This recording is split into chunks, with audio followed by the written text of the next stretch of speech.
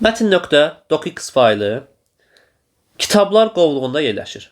Fayl həmin qovluğun daxilindəki qovluğun alt qovluğuna daşınır.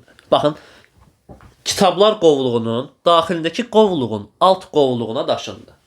Daşınmadan sonra faylın tam yolunu, daha doğrusu tam adını müəyyən edin. Baxaq, kitablar adlı bir qovluğumuz olub. Kitablar. Bunun daxilində nə var? Bir qovluq var. Yazaq məsələn X qovluğu. Bunun daxilində də bir alt qovluq var. Məsələn Y qovluğu. Biz həmin faylı götürmüşük. Kitabların daxilində idi də əvvəl mətin. Metin.docx. Bu nəyə atmışam? Atmışam bu alt qovluğu, yəni Y-in daxilinə atmışam. Metin.docx. Bu formada. İndi deməli burada sualda deyilənlərə əsasən kitablar qovluğu var.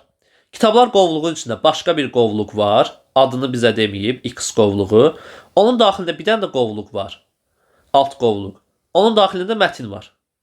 Bizim həmin faylımız var. Metin.docx var. İndi deməli, variantlara baxıram. D var, data var. Yəni D diskidir, kataloqdur. Onun içində data var, datanın içində kompüter var, kompüter içində kitablar var. Deməli, baxın, biz artıq buradan sonrasına baxırıq. Kompüter içərisində proqramlar var. Baxın, bu proqramlar X olsun. Sonra nə var? Metin.docx. Normalda amma X-in daxilində bir dənə Y olmalıydı, sonra mətin olmalıydı. Deməli, nədir? A yanlışdır. Çünki kitabların daxilində 2 dənə yol getməliydik biz. Yəni 2 dənə qovluqdan keçməliydik. Keçmədik. Daha sonra B variantına baxıram. D, data, kitablar. Baxın, buradan başlayırıq artıq. Kitabların daxilində X qovluğu olmalıdır. O kompüterdir.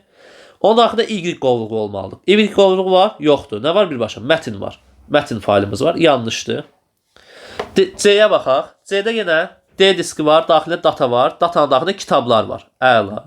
Kitabların daxilində baxırıq. Bir ədəd kompüter qovluğu var ki, bu bizdə X qovluğudur. Onun daxilində proqramlar qovluğu var. Ona da biz Y qovluğu desək, artıq proqramların daxilində nə olmalıdır bizdə? Metin.docx olmalıdır. Amma onun daxilində bir dənə də sənədlər verib axı. Yəni başqa bir qovluq verib. Deməli bu nədir? Yanlışdır. Ona görə nə edirik? C-nin də üstünə bir xətt çəkək. D-yə baxaq. D diski, data qovluğu və data qovluğunun içində bir ədəd kitablar qovluğu. İndi bundan sonrasına baxırıq. Nə var bizdə? Proqramlar qovluğumuz var. Kitabların içində proqramlar qovluğu. Deyək ki, bu X-dir. Bəs ondan sonra Y qovluğum hanı? Yoxdur axı. Birbaşa nə gəlib? Mətin gəlib. Deməli, D yanlışdır. Y variantına baxaq.